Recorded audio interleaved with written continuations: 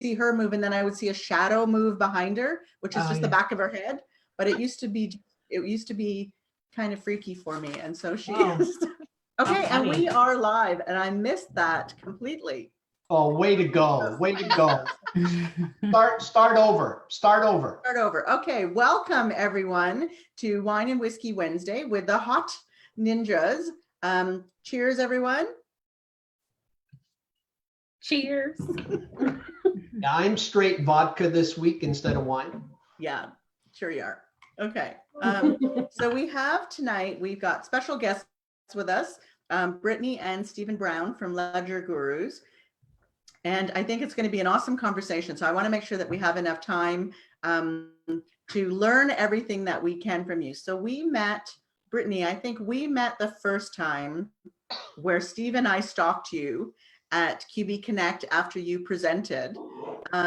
And I think we were walking down the street, you were heading to the hotel, and we went up to you and introduced ourselves just because we loved your presentation. And I think that was 2017, maybe? Yeah, or 2018. And I was walking with Karen Woodman. Yes. And right after you guys passed by, I was like, oh my gosh, do you know who that was? And she was like, yeah. I was already big fans of you guys's. Okay, so that must have been 2017 then, because I didn't meet Karen until late 2016, 2017. Okay, yeah. Perfect. And we've gotten to know each other considerably well. We're both in the accounting salon, and then Stephen and Brittany and Steve and myself went out for dinner at the last QB Connect. And so it's been great conversations, I think, that we've had. And so I'm so happy to have you guys here as guests. Hey, Suzanne, how are you? Hi, Suzanne. So I've not said anything about who the two of you are other than how we know you. So maybe Sorry. I know I interrupt way too much. I know. But I just want to say something before I forget. Brittany, I just wanted to congratulate you on the presentation you made that we saw. I think it was 2017, maybe 2018. It was not only one of the most informative, that you really knew your stuff, but what really impressed me, you go to these conferences and you see all these presentations from all these great speakers, but it really was one of the most honest presentations that I think I've ever attended at a conference. And it just made it so much more real. Because you weren't only sharing your successes, but you were very honestly sharing some of the not so successful things that happen. And that takes a lot of courage to get up on a stage in front of a bunch of people.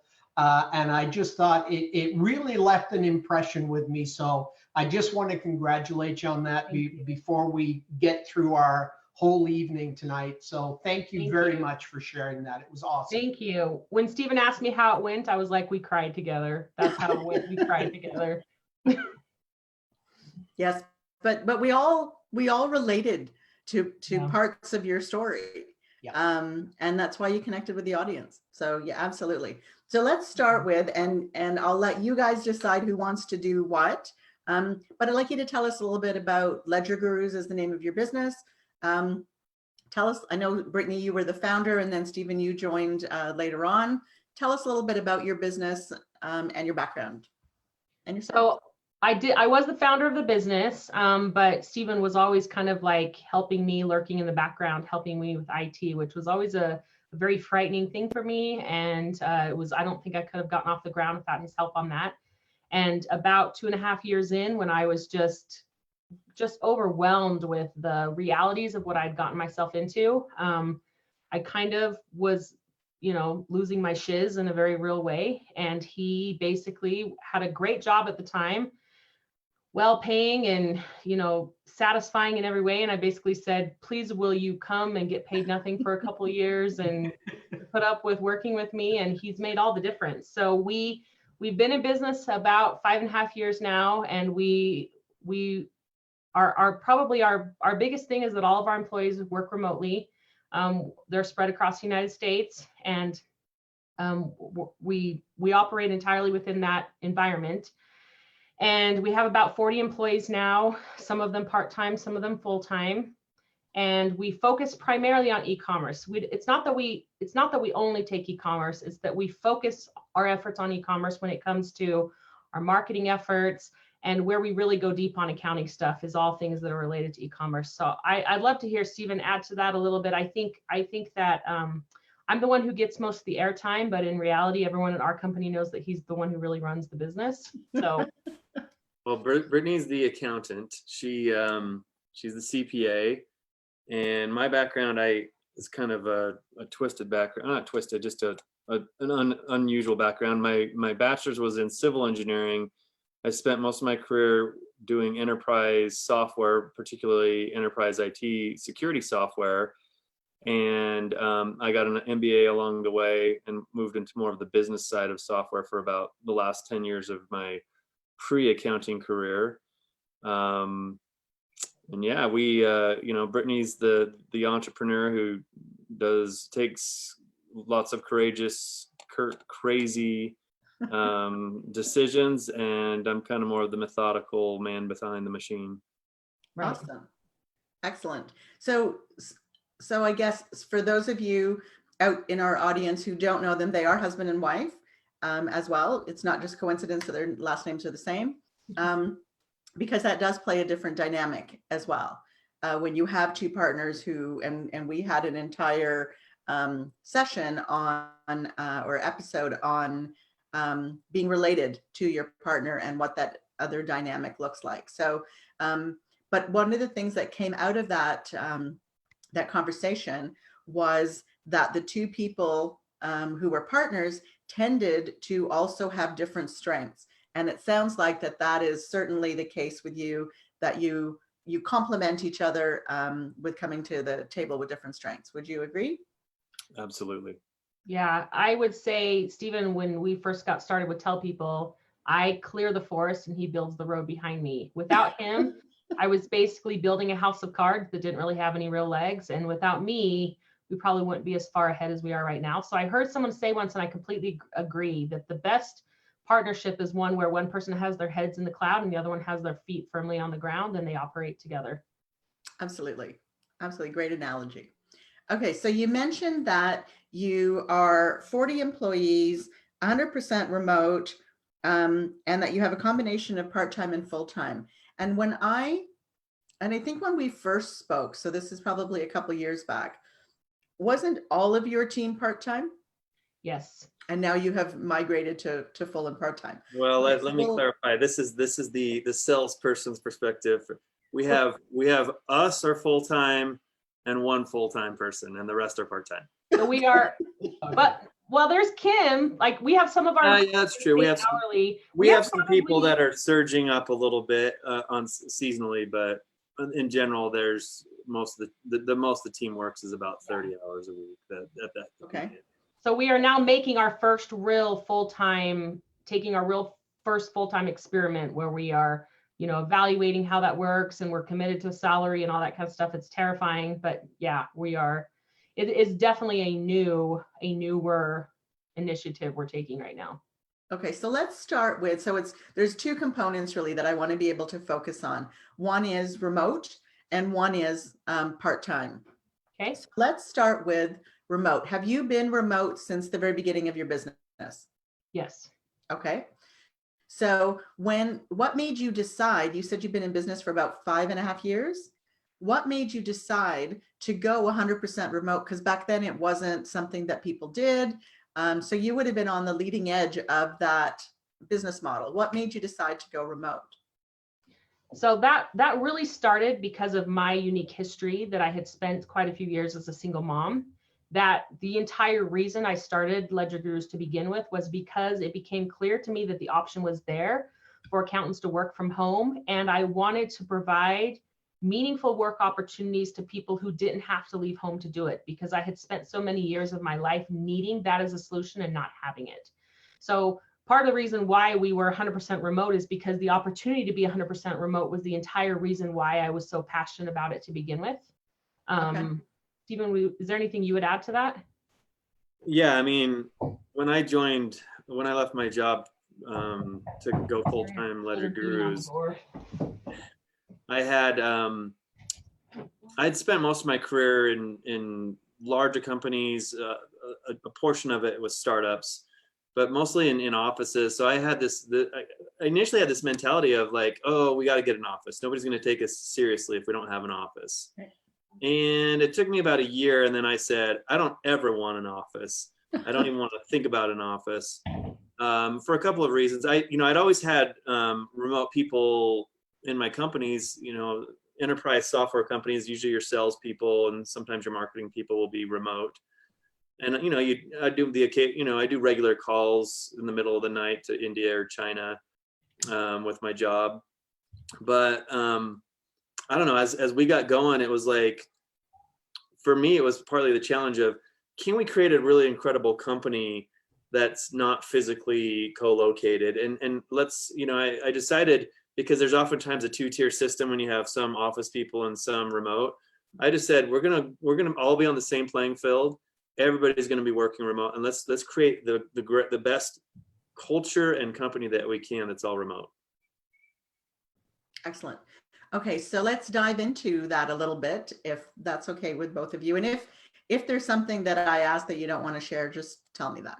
We're an open book. You can't ask us anything you would want to share. So, okay, so how do you? One of the core things that makes a team successful in any company is communication. So how do you ensure that there is communication sufficiently for both of you as the owners as to what's going on, as well as perhaps between your team members? Can I take this one, Brittany? Yep, I was gonna suggest you do anyways. So we started, early on. It was really a technology decision early on of what do we build on, and I decided to build on Microsoft Office 365 just because it had really rich capabilities. And I was pretty comfortable with the complexity that it brings. Early on, we were very much an email company with, we were using Skype for Business, which is just a terrible product. Never was any good. And that was kind of our conferencing. It was always breaking up, and it was okay. And then a few of the people that had to communicate externally were using WebEx, and then it was GoToMeeting, and now it's Zoom. But for us, the big game changer is when Microsoft released Microsoft Teams, which is like Slack, except we didn't have to pay extra for it. And some of the team had been hitting me up for Slack for a while, and I was like, yeah, this is kind of cool, a chat app. But then we had a need for better asynchronous communication, because that wasn't email, right? Because the problem with Skype for Business is you couldn't chat with the person unless they were online. It was terrible. And so we liked what we saw in Teams. And then we also were pleasantly surprised that the video conferencing was a big step up from Skype for Business. And so instead of having to constantly say, let me reconnect, now it's still not as good as Zoom, but for internal communications, it's great. So we're spend all day long, and I think this is the biggest game changer with remote work, is the ability to do what we're doing right now, is communicate face to face. We spend all day long on Teams calls or Zoom calls with our customers. We use Teams chat. And so there's a constant flow of information. And I feel like it's really shrunk the physical distance. Like, I feel like I know my team pretty well. I don't know about you, Brittany. What's your feelings there? Yeah, it's funny because we had a all hands meeting, our first all hands meeting a couple of years ago. And when everyone came in the room, many of whom had never met in person, they felt like they were all best friends with each other. They hugged each other. They were so excited to finally meet in person. It was one of these, you're taller than I thought you were going to be. Yeah. You're shorter than I thought you were going to be. But there was definite, genuine friendship in the room, and they had really connected very, very thoroughly. So, this is why I don't feel like I could have really succeeded as a firm owner without a really solid IT person helping me, because Stephen has really done a fantastic job of solving the problems of our unique space, entire virtual workforce being one of them. And the tool that he found in Teams has become we have our water cooler channel where everyone shares pictures of their kids in their Halloween costumes, and they share funny pictures of their dog during the workday. Like we We communicate a lot in a very effective way. And that's helped a lot with keeping the team connected. Excellent. Okay, so that's from building the culture standpoint. Do you also use Microsoft Teams for you as business owners to be able to know what your team is doing? Because that's always one of the biggest questions that everybody asks, is if I go remote, well, how do I know that my team is working? I mean, they could log on and it shows that they're logged on and their timer's running, but how do I know if they're working? So what is it that you use to give you that confidence on what is happening with your team? This has been a work in progress. Early on, I can't even remember what was that tool that you the one that was all the tasks, Brittany. Oh, Insightly. Insightly. So Brittany started with she started down this path, and then with Insightly, which was, I believe, more of a CRM with task management. And then when I joined, I said this is an area we need to improve upon. And I'm still unsatisfied, but it's a combination. We decided to go a federated suite of tools versus an all-in-one. And I probably look at this problem every year. I find the accounting practice management tools to be underwhelming in one area or another. I think they've been built for big CPA firms and aren't really built for the cloud, built for, the fast-moving client accounting service firms. So we settled on Asana, which is somewhat a combination of Asana for our task management.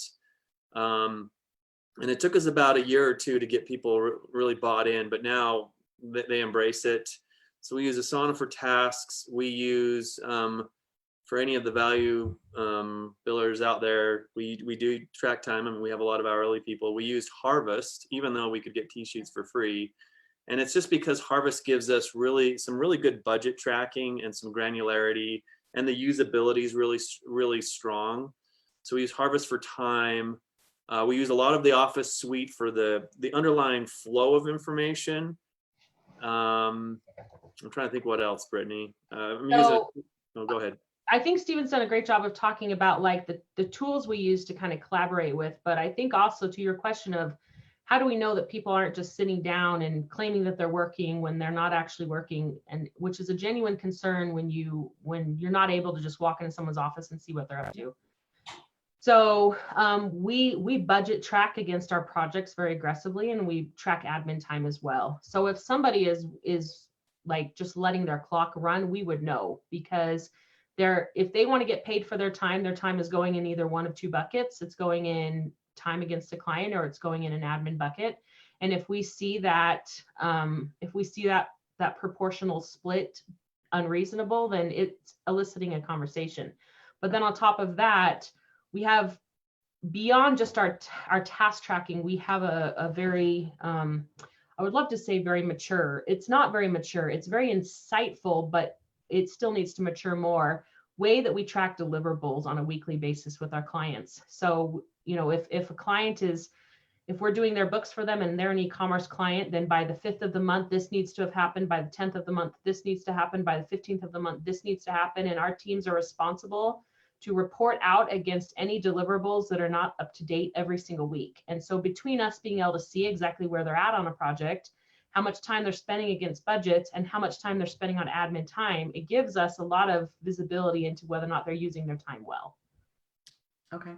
No, those are all great. So how does your team communicate with you if they're not going to meet a deliverable? Is it through Asana, or is it through your Microsoft Teams that they'll let you know? So Asana has a project status, and we've built processes around that. So every week right now we're having weekly accountability where they have to inform us what's going on. But we've also organizationally, because we have such a big part-time staff, we actually have a fair amount of management as well that is overseeing either people or projects. We have project leads, and we have people managers as well. And so there's accountability in multiple directions. Okay. So you have roles that are not just bookkeeping roles. You have team leader roles or team manager roles. I know you have a salesperson role. So you do, it's not just, you don't just have a team of bookkeepers that are out there, because you don't do tax, I believe, right? No. Okay. Yeah, So you so do have multiple roles as well that are out there. Yeah. And to that point, I don't know that those roles would be as necessary if we didn't have a part-time work staff, because it takes us so many more people to accomplish the same work level that it would be if they were all full-time, that it has really necessitated it. It definitely impacts, like this is something we go back and forth on all the time. And it's part of the reason why we're trying to balance out our workforce a little bit more by having a blend of part-time and full-time, is because it impacts our profitability in a very meaningful way to have levels of people involved, because Right. any given person is only doing a fraction of what they would otherwise be doing as a full-time person. But on that hand, also, we have always built our company with scalability in mind. And so we've always had, rather than having like just the business owners wear all the hats of technology and hiring and finance and all these other things, we actually have in every single one of those areas, we have a person who oversees it. We have an IT person, we have an HR person, we have a finance person, we have a operations person, we have a salesperson, we have a marketing person, and they're all part-time roles too, but they all wear their own hats, which gives Stephen and I a little bit more sanity for one thing. But a lot of that is because of the part-time workforce. I'll be totally honest. Like, we would not need, operationally, I would say that we are much more mature than our revenue level justifies, because the number of people involved in allowing a lot of people to have part-time jobs has necessitated operational maturity more rapidly. Okay, that's an interesting perspective, because typically, so the stats that I've heard is that for every 7, I think it's 5 or 7 team members, you need a team leader of some sort. I don't know if that's the ratio that you follow, but that's what I've heard, is 5 to 7. You need someone that kind of is overseeing them and holding the team together as a pod, for example. So if you have 5 to 7 part-time people, then yes, you're going to end up with more team leaders that you're going to need to manage these groups. So that's certainly an interesting perspective and consideration. So I literally this week went to, because we have 6 bookkeepers, and this week I actually got someone for the first time. We discussed it. We ended up formalizing it this week. She's going to move into a management role because I'm going crazy. But it's neat to know that 5 to 7 number, because that's exactly where I am. And this busy season was my limit. I'm not doing that again. But it was because I don't have it. And a lot of my people are part-time, or at least 24 to 30 hours. And it's definitely an issue that's why we put this person in place. So it's just this week we formalize that. Well, and it is true though, that your revenue level, you're now putting someone in place who's not revenue generating. Not billable. Yeah, they're not billable, they're hours. So it's so terrifying to me to put someone in this position, because it's the first time I put someone really in a position where there's not a real direct result between their hours and what I'm billing out. So it's kind of freaky, actually. So that's an interesting point, Suzanne. There's not a direct result, but there is definitely a result. We figured I cannot scale. I am maxed out. I've lost some leads because I have way too much of a wait list now. So I lost some leads. Like, I'm actually now losing. It's either stay at this level, like I'm at a ceiling. It's either stay at this level or get someone in there, because I cannot scale at this point. Yeah. And the idea of hiring is just absolutely cannot handle it, because then it's one more person to manage. So it's my only solution now. Yeah. So, sorry, quick question here. How do you guys manage results and delivery of the results? So I understand you're using Asana, but let's just say there's a bookkeeping file that needs to be done.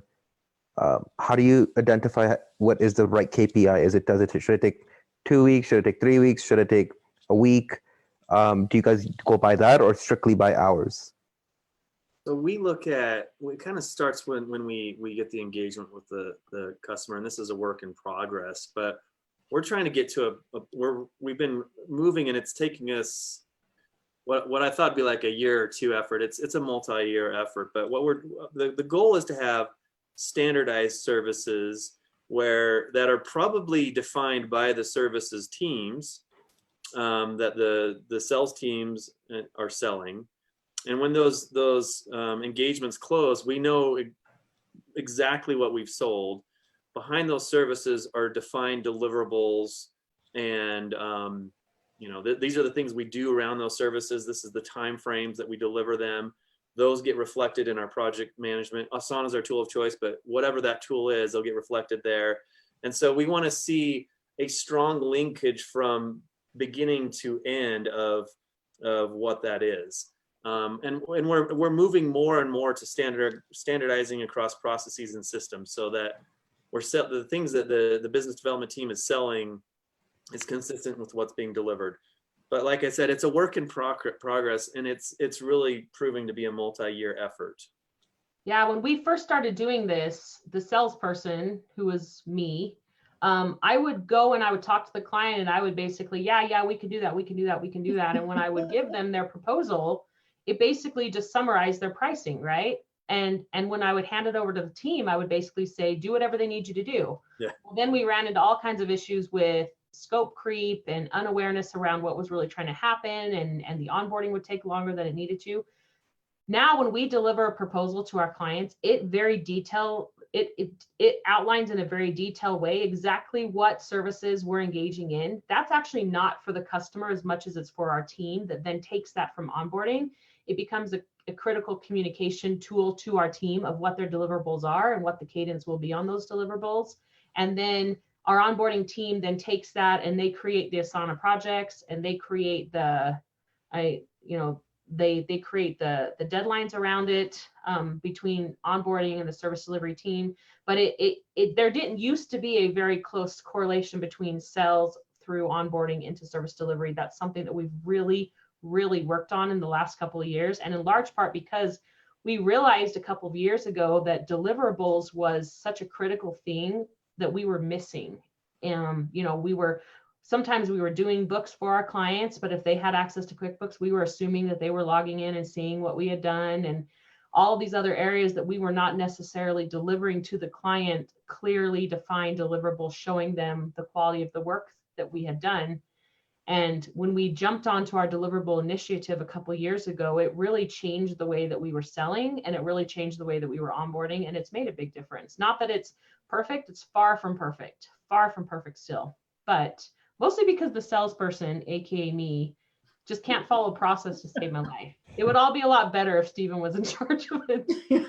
But Brittany's a much better salesperson. Our close rate would go way down if I had to run sales. That's right. The other thing is with Asana, we're not building up our processes from scratch. We've been investing for a while now in building up process templates and service templates. And it's really interesting. One of our local companies here, Canopy Tax, they have a practice management tool, and I went and I was chatting with them because they just went through a big reorg, and I have some friends over there, so I was giving them my 2 cents on what I thought they should do. And they were saying that when they sell their practice management tool, people might have 10 or 20 steps. I was like, 10 or 20. I was showing them ours. I was like, we have our projects might have 100 steps and who knows how many sub steps. Yes. And they were blown away. And I think that's a combination of being an all remote workforce, and I don't know, just trying to come up with a standardized service. But I'm like, how could you get away with like 10 steps on any service?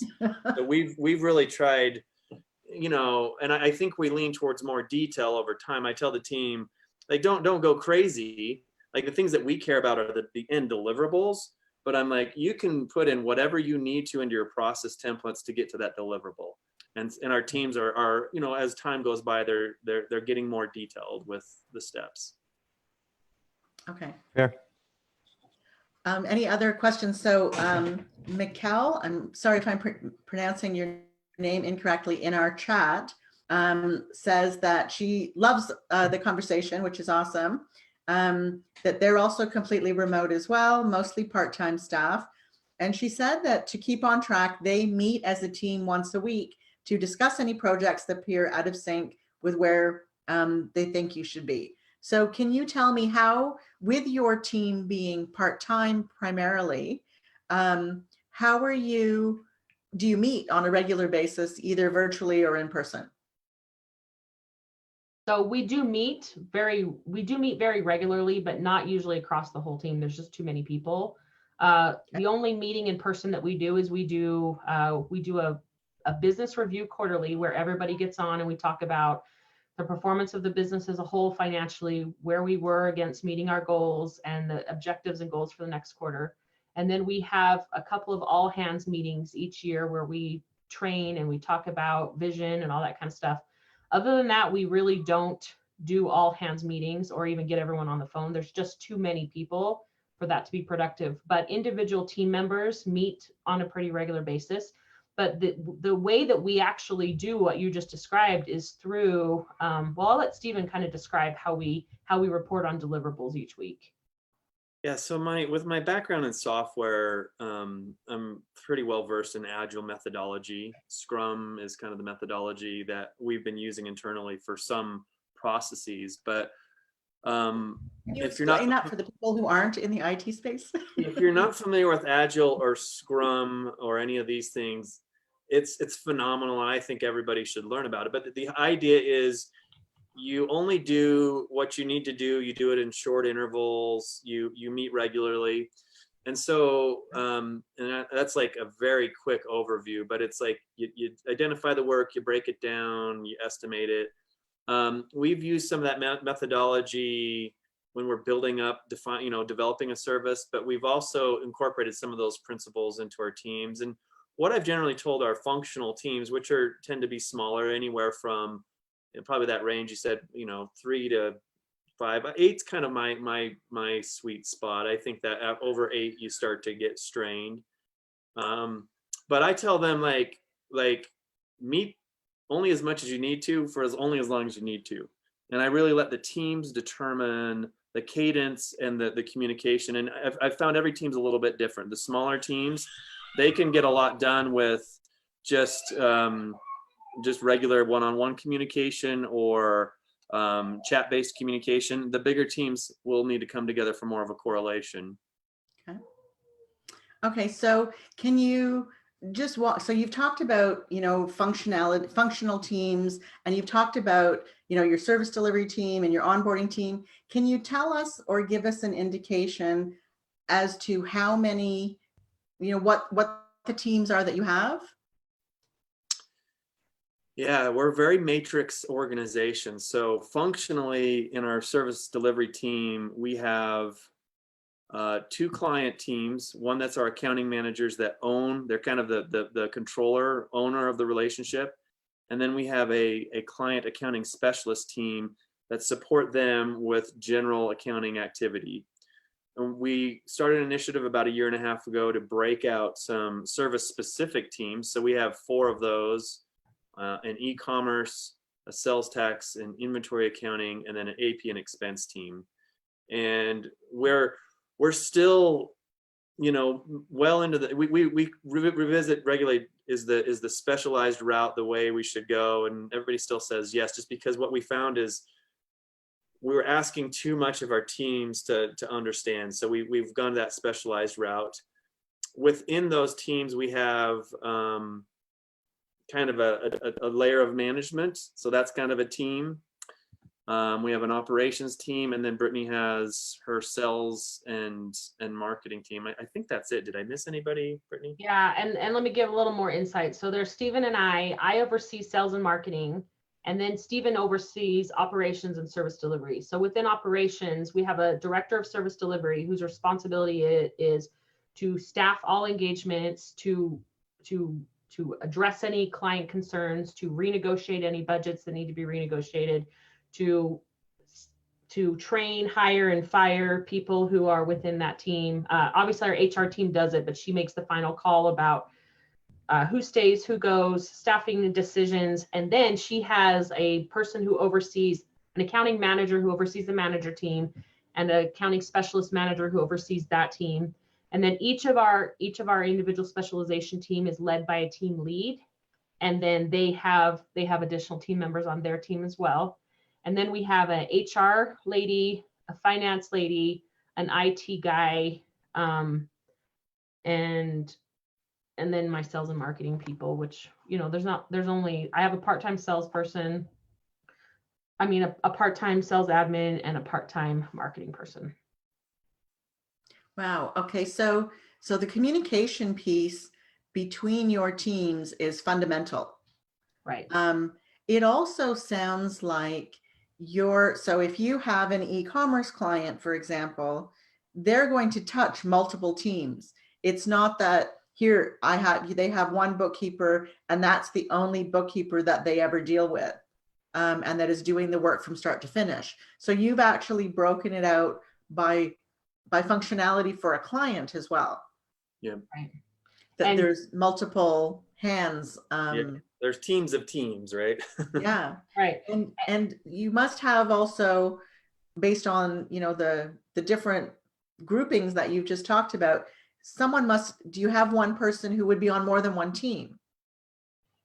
No, typically they are committed to whatever team that they're on. And to your point, like, yeah, the communication part of this has been critical. And when I say Steven's an operational genius, like, I mean it. Like, going from taking our team from being like everybody was either an accounting manager or an accounting specialist to now people are operating within these individual teams, and we have our client-facing teams of the accounting managers and accounting specialists, and now we have each of these individual specialization teams.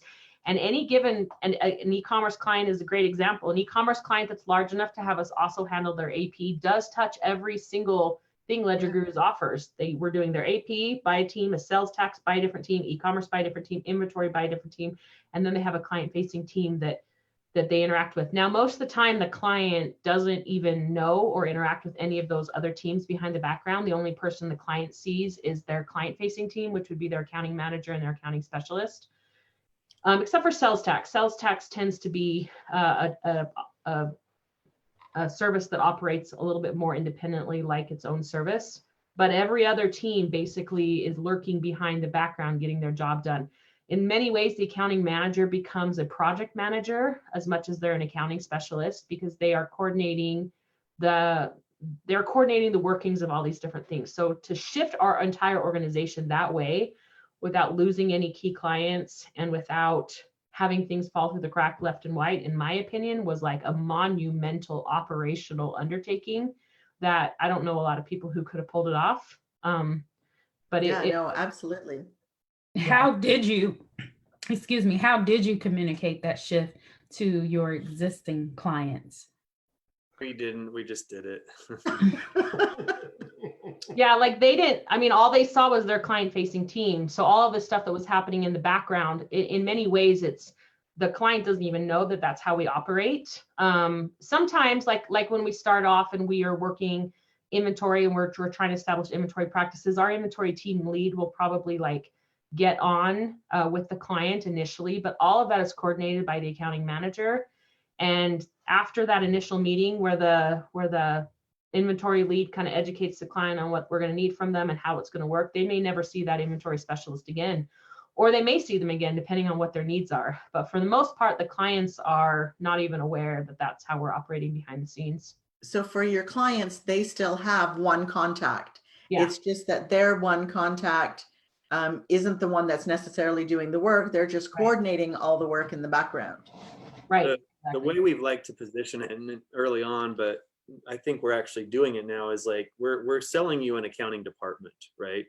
And the benefits of this model, which is still a work in process, but I do believe it's the right, I still feel strongly it's the right way, is we have people that can be really good at a certain area, so that they can be faster and have better expertise than if we had somebody that's got to do it all. And so literally when they hire us, they are getting a department worth of people. And does your clients communicate with you through Asana as well, or how do you have your clients communicate to you so that the whole team is abreast of what's going on? Great question. That is something that we need to, we've identified we need to improve upon. But right now we moved to shared mailboxes. And that was good because we had one place where the communication was flowing into, and then a lot of the within Microsoft Teams is better than Slack in that it has, Slack just has all these gazillion channels, whereas Teams will have teams and channels. And so there's a lot of internal communication that goes on around the client within the appropriate team. The challenge we're running into right now with the shared mailboxes, and it's been one of my projects for the last year, is I think shared mailboxes are kind of like spreadsheets, right? You can run your business on a spreadsheet, but they don't scale really well. Right. And so the problem with shared mailboxes is there's not that structure in the communication and who does what and who routes that. So we've actually been exploring like a customer service tool for tickets as a way. Zendesk kind of thing. Yeah, like a Zendesk. We had to put the project on pause just because of some other initiatives, but we're exploring maybe using that as a route. So they'd still email us or still communicate with us through a standard communication channel. But the reason I'm looking at this is the ability to assign ownership and track, response times and things like that just are invisible in regular email, whether it's personal mailboxes or shared mailboxes. So this is something that I've been wanting to explore, and I've seen a few firms that are doing it, but my gut says it could be a real benefit to us and our customers. And I want to make it clear the reason why we decided to go this route. I definitely don't think it's necessarily the right route for every accounting firm. And in fact, I would say don't do it unless you have to. Yeah, don't do it unless you have to. The reason why we had to do this is because when we became e-commerce specialized, there are certain aspects of e-commerce that are incredibly difficult to master, and asking every single one of our accounting managers to be able to handle all these things for the clients they were working on was just completely unreasonable. So for example, inventory, that is a really tough, there are companies that build entire practices around just inventory consulting alone. So asking our individual managers to become inventory experts to a degree that we were happy to put our brand behind the quality. Same thing with sales tax. So many risks around sales tax in the US space. Yes. So many risks around sales tax that to ask every single manager to learn sales tax to a degree that would reduce our risks was just unconscionable. And same thing around e-commerce.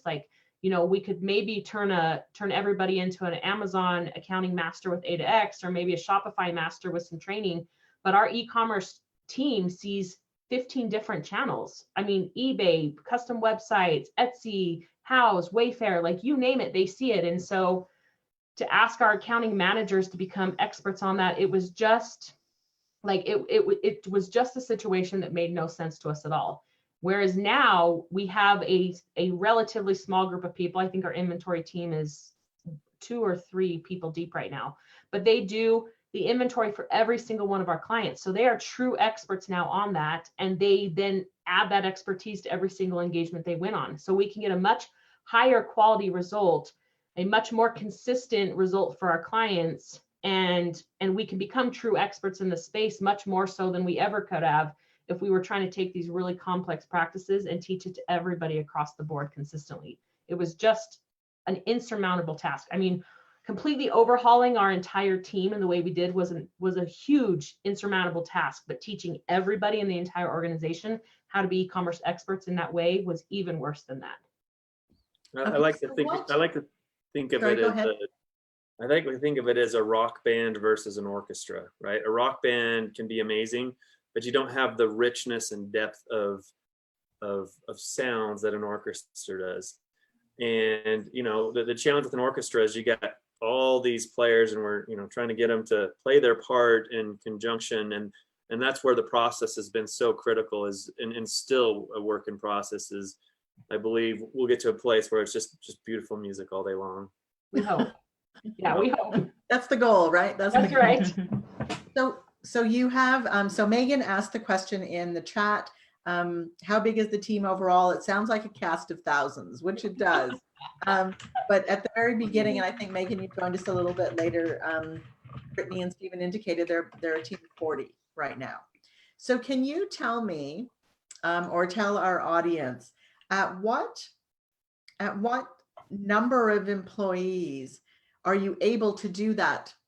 Break out your teams into specialization? Because if you're a team of 5, Right. you can't do that, and you end up with one person on a team basically. Right. And if you lose that one person, you lose core functionality in your service offering. So Right. at what employee number are you able to make that specialization? And this is such a good point, Juliet, because I feel like us having a part-time workforce has been a huge detriment to us in many ways, and a huge competitive advantage in some ways as well. And this is one of them. This is one of the ways that it's been a huge competitive advantage, is that we were able to take 40 people and segment them into specialization teams. Whereas if every single one of those people had been working full-time, it probably would have been a team of like 15.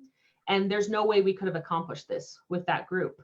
And so at what level, I would honestly say, if there's a service that your team does really regularly, and it's done enough that it could become a full-time job, say payroll, for example, like I would recommend having a person who just does payroll, because they become so much better at it. As far as like the operational maturity that came from having 40 people and being able to segment them, like numbers really was in our favor when we decided to make this move. Stephen, what would you say about that? Well, I would probably say it's less about how big you are, but kind of building off what you said is you'll start to see a need. Like you'll start to say like, man, like my team's getting stretched. It'd be good to break this out. My personal philosophy is when you have enough work for a team of 3, I like a minimum team size of 3, because let's assume somebody's out on vacation, you know, you've got 2 backing them up. Let's say somebody leaves, you got enough knowledge across 3. I like team size minimums of 3. So I would just say as your firm grows and you get bigger, you'll kind of get a sense like there's this thing, or maybe there's a set of things that you want to segment into a certain team. And I would say you carve them out when you can have a minimum team size of 3. Great advice. And are you software agnostic?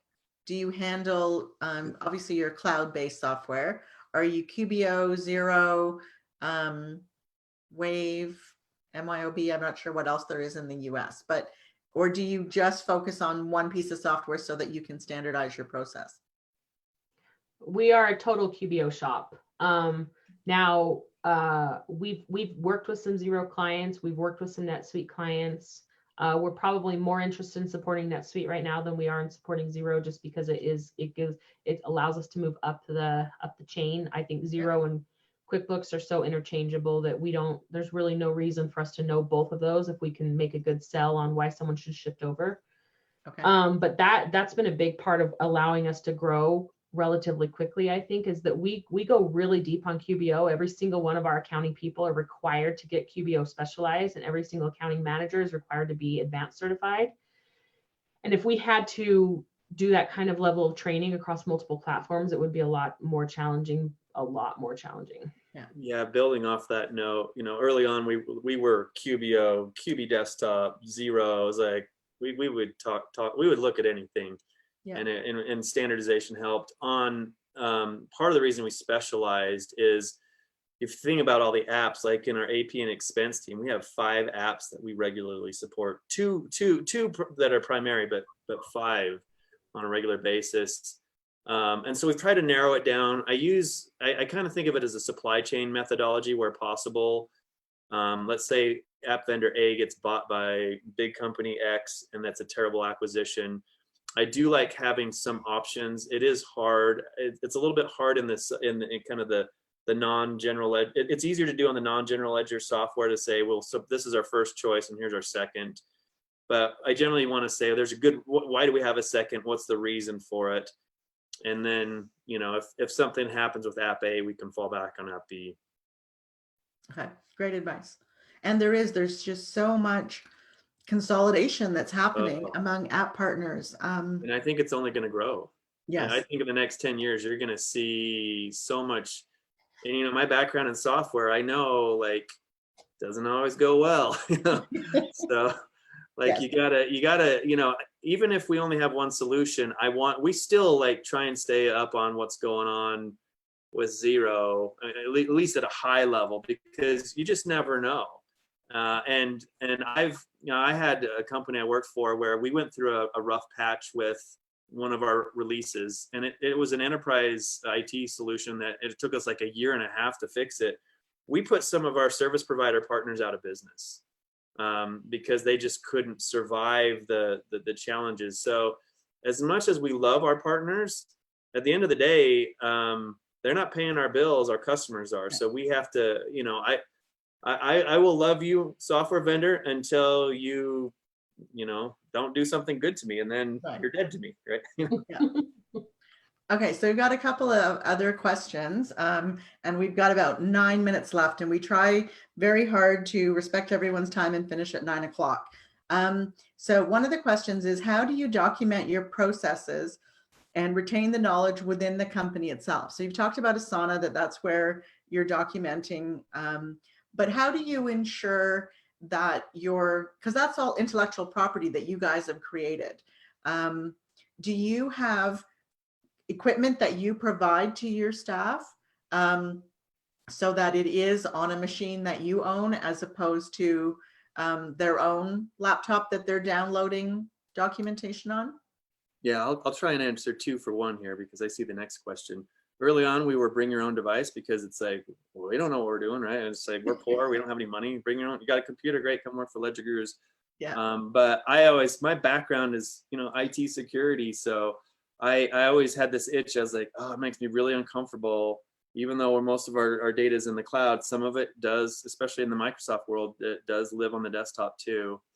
So we do provide, you know, it's like everybody uses company equipment. And then we've got a lot of controls, both process, hiring. There's a whole conversation I could have around cybersecurity and risk, but it's a combination of tools, people, and processes.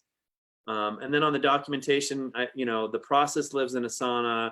There might be details behind that documentation that lives in OneNote, which is, you know, Office 365's note-taking tool. And then SharePoint Online is where all the files live. There's a video tool in Office 365 called Stream, where we can record our calls. And then it's like a personal YouTube, and we've been using that more and more to find and search for internal knowledge. But knowledge management, I think, is an issue that we're struggling with a little bit. It's something that along with the communication, I feel like we're reaching an inflection point where we've really got to dial in the knowledge management, because it's really fragmented right now, and I'm not happy with where we are there, and I want to move forward a step. Yeah, this is one area where Stephen's operational genius bites us. Is he has to exhaustively research any sort of technology tool we adopt, and this knowledge base has been a need that we've had for such a long time. And the only reason we don't have a knowledge base tool right now is because he just hasn't found one that he hasn't gone through the exhaustive knowledge research process extensively enough to pick one. So what ends up happening with a lot of our knowledge, and when I think knowledge, I think about like videos that show people how to do things, or documentation around a process, that lives in SharePoint so the individual teams that are doing the work, they are preparing training for their teams. It's one of the requirements of the specialization team leads, is that they document their processes and they provide training to their teams. And that training lives in SharePoint in the individual